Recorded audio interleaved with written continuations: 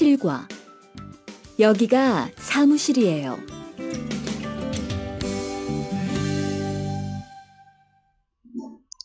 Annyeonghaseyo.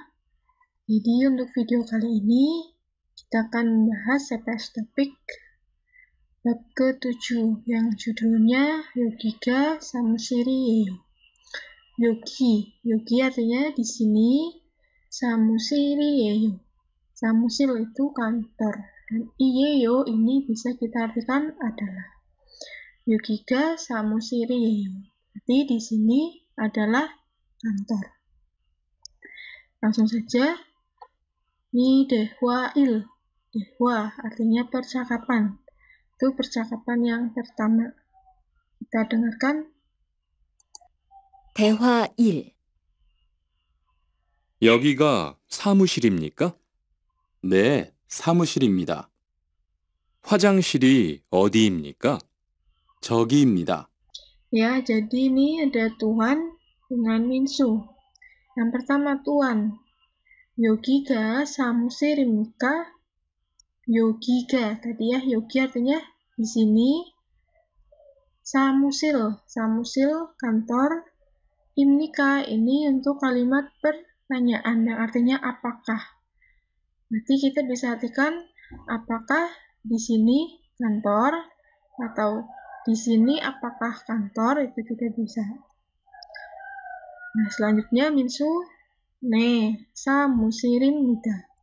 Ne artinya iya, samushir입니다. Samusil itu tadi kantor, dan imnida itu artinya adalah untuk kalimat pernyataan. Jadi untuk pertanyaannya kita gunakan imnika, artinya apakah, dan untuk pernyataan kita gunakan imnida, yang artinya adalah. Selanjutnya Tuan lagi, 화장실이 어디입니까? 화장실. Nah, 화장실 ini artinya toilet. Nah, ini kan ada sepertiga, terus i, ini nanti kita akan bahas yaitu penanda subjek. Ya, jadi tidak ada artinya. 화장실 ini toilet, jadi toiletnya 어디입니까? Nah, 어디 itu ada artinya di mana. Karena ini merupakan kata tanya, berarti ditambahkan imnika. Di 화장실이 어디입니까? Toiletnya di mana? Selanjutnya Minsu 저기입니다. Nah, 저기 itu artinya di sana. Ya, jadi kita ada kosakata samusil, tadi artinya kantor, ada yogi di sini, ada 화장실 toilet, lalu ada odi di mana, dan juga ada jogi yang artinya sana. Selanjutnya kita ke ohui. Nah, ohui ini artinya kosakata. Kosakata yang pertama kita akan belajar mengenai jangso. Jangso ini artinya tempat. Ya, jangso artinya tempat. Ini ada apa saja? Pertama ada yogi. Yogi ini artinya sini. Yogi, sini. Selanjutnya jogi, sana. Nah, maksudnya sana itu berarti jauh dari yang berbicara ataupun lawan bicara. Jogi, sana. Selanjutnya ada kogi. Nah, situ. Situ itu maksudnya dekat dengan si lawan bicara. Selanjutnya odi. Nah, odi ini artinya tadi mana. Lalu ada wesa. Wesa itu perusahaan. Wesa perusahaan. Lalu ada samusil. Samusil ya kantor. Lalu ada 화장실 toilet. 화장실 toilet. Ada 식당 restoran atau rumah makan. Ada juga 집 ya, rumah. 집 rumah. Lalu ada gisuksa, itu asrama gisuksa. Selanjutnya setakso, ini tempat laundry ya, setakso. Dan juga ada 미용실 yang artinya salon.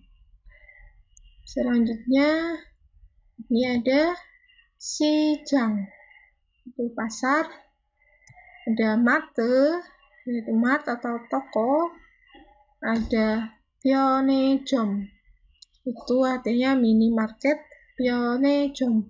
Dan yang terakhir ada 슈퍼, itu artinya supermarket. Itu tadi kosakata pertama mengenai 장소 ya, yang artinya tempat. Nah, selanjutnya kita ke 문법. Nah, 문법 ini artinya tata bahasa. Nah, tata bahasa yang pertama ini ada I dan juga ga. Ini seperti tadi yang saya katakan, I ataupun ga ini nggak ada artinya. Ini fungsinya untuk penanda subjek. Ya. Nah, untuk I sendiri ini digunakan untuk kata yang berakhirannya konsonan. Kita tambahkan I untuk penanda subjek. Dan untuk ga ini digunakan untuk kata yang berakhiran vokal. Nah, contohnya seperti ini. 사무실, ini kan tadi artinya kantor ya, 사무실 kantor. Dan karena ini sebagai subjek, akhirannya real konsonan, berarti kita gunakan yang I. Jadi kita ada tambahan I di sini. Jadinya 사무실이. 사무실이 어디입니까? Artinya kantornya 어디, tadi artinya di mana. 저기입니다. Nah, 저기 artinya di sana. Ya, 사무실이. Jadi I di sini tidak ada artinya, fungsinya untuk penanda subjek. Nah, lalu untuk yang kedua, yogi, tadi artinya sini atau di sini. Karena akhirnya vokal, ini kita tambahkan ga untuk subjeknya. Menjadi yogiga. Nah, yogiga 기숙사입니까? Yogi, di sini. 기숙사, asrama. Imnika, apakah. Jadi, apakah di sini adalah asrama? Seperti itu. Atau apakah di sini asrama. Jadi untuk imnika sendiri, kalau dia melekatnya pada kata tanya, seperti apa, di mana, siapa, itu kita nggak usah artikan apakah.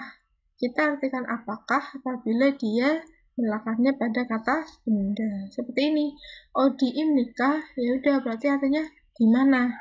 Sedangkan gisuksa imnika, karena gisuksa ini kata benda, berarti apakah asrama, seperti itu. Lalu, iya, 기숙사입니다. Itu adalah asrama. 기숙사, ya. Itu untuk 문법 yang pertama, ada I dan juga ga. Fungsinya sebagai penanda subjek dalam suatu kalimat. Selanjutnya, 대화이, ya, percakapan kedua. 대화 itu percakapan. Kita dengarkan dulu. 대화 2. 여기가 기숙사예요. 이건 기숙사 열쇠예요. 감사합니다. 그런데 저게 뭐예요? 가족 사진이에요. Ya, jadi pertama dari Han, 여기가 기숙사예요. Seperti tadi, 여기 artinya di sini. 기숙사예요. Nah, 예요 itu juga kayak imnida, artinya adalah. Di sini adalah 기숙사, asrama. Ya, di sini adalah asrama. 이건 기숙사 열쇠예요. 이건, nah ini subjeknya. Ini nanti ada penyingkatan. 이건 itu sebenarnya dari kata 이것은, artinya ini. Itu kan ini ya. Berarti 이건 juga sama artinya ini. Ini 기숙사, asrama, 열쇠, kunci, 예요 adalah. Berarti kalau kita rangkai, ini adalah kunci asrama, atau ini kunci asramanya. Selanjutnya, Tuhan, 감사합니다. 감사합니다, terima kasih. 그런데, 저게 뭐예요? 그런데, ini artinya ngomong-ngomong. 그런데, ngomong-ngomong, 저게, itu 뭐예요. 뭐 itu artinya apa. 그런데 저게 뭐예요? berarti ngomong-ngomong itu apa. Selanjutnya Rian, 가족 사진이에요. 가족 사진. Ini artinya foto keluarga. Iya tadi adalah. Ini itu adalah foto keluarga atau itu foto keluarga. Jadi untuk kalimat formalnya biasanya kan kita gunakan kata 입니다. Kalau untuk kalimat informalnya kita bisa gunakan 이예요 ataupun juga 예요. Itu sama artinya. Ya, jadi ada tadi kosakata 기숙사, asrama, ada 열쇠, kunci, ada 그런데, ngomong-ngomong, joge itu, juga ada 가족 사진, ya, foto keluarga. Lanjut kita ke, nah ini ada tip mengenai 줄임말. 줄임말 ini artinya peningkatan. Ya, yang seperti saya katakan tadi, 말하기에서는 di dalam percakapan, 말하기 itu artinya percakapan. 줄임말을 많이 사용합니다. 사용합니다 digunakan atau menggunakan 많이 banyak. 줄임말. 줄임말 itu artinya peningkatan. Ya, jadi untuk peningkatan ini banyak digunakan dalam percakapan. Contohnya seperti apa? Ini, 이것은. 이것은 ini artinya ini. Kita bisa singkat menjadi igon. Ya, seperti tadi di kalimat kan igon. Itu artinya ini. Ini asalnya dari kata 이것은. Lalu 저것은, 저 itu kita singkat bisa menjadi 저건. 그것은 menjadi 그건. Itu sama. Ya, jadi ada igon, 저건, 그건. Artinya ini 저건 itu, 그건 juga itu. Selanjutnya 이것이. Ini juga sama. Kalau yang 이것은 tadi menggunakan penanda subjek en, kalau 이것이 ini menggunakan penanda subjek i. Jadi ini sama. Kalimat kata ininya ini posisinya sebagai subjek. 이것이, 이게. Artinya sama ya, ini. Ya, jadi igon sama ige itu artinya ini sama. Posisinya juga sama sebagai subjek. 저것이 menjadi joge itu dan 그것이 menjadi 그게. Sama artinya itu. Nah, jadi ini sedikit mengenai 줄임말 atau peningkatan. Lanjut kita ke 어휘, kosakata yang kedua. Ini kalau tadi kita di kosakata pertama sudah belajar mengenai 장소 yang artinya tempat, ini untuk kosakata kedua kita belajar mengenai 물건. 물건 ini artinya barang. Ya, ada apa saja? Ini pertama ada 열쇠, kunci, 가족 사진, foto keluarga, 가방, tas, 지갑, dompet, 여권, paspor, 우산, payung, 거울, cermin, 화장품, kosmetik, 빗, sisil, hair dryer, BG, bantal, dan terakhir ada ibul, nah selimut. Ini nanti teman-teman bisa hafalkan sendiri kosakatanya. Sekarang kita ke 문법, lagi tata bahasa yang kedua. Ini ada iyeyo ataupun yeyo. Seperti yang saya katakan tadi, iyeyo atau yeyo ini artinya adalah, bentuk informalnya dari kata 입니다. Nah, untuk penggunaannya, iyeyo ini digunakan untuk kata yang berakhirannya konsonan. Dan untuk yeyo, ini kita gunakan untuk kata yang berakhiran vokal. Nah, untuk contohnya bagaimana? Ini contohnya. Ige moyeyo. Nah, ige tadi artinya apa? Ini ya, dari igoshi.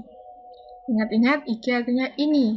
Moyeyo, mo itu artinya apa. Ige moyeyo berarti ini apa. Nah, yeyo di sini karena untuk kalimat pertanyaan berarti yeyonya bukan adalah, tapi udah jadi satu sama moyeyo, bentuk kalimat tanya. Ige moyeyo jadi ini apa.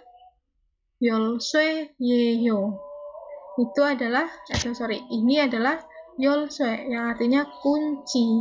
Jadi yeyo ini kita artikan adalah apabila dalam kalimat pernyataan, bukan kalimat pertanyaan.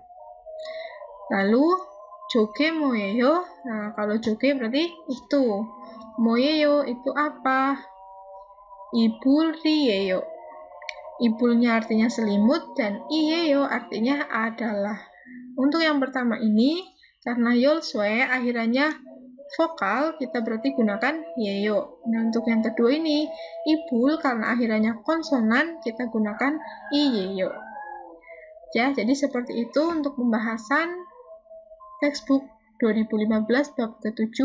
Selanjutnya kita akan bahas bab 8 mengenai waktu. Terima kasih. Kamsahamnida. Sugo manasnida.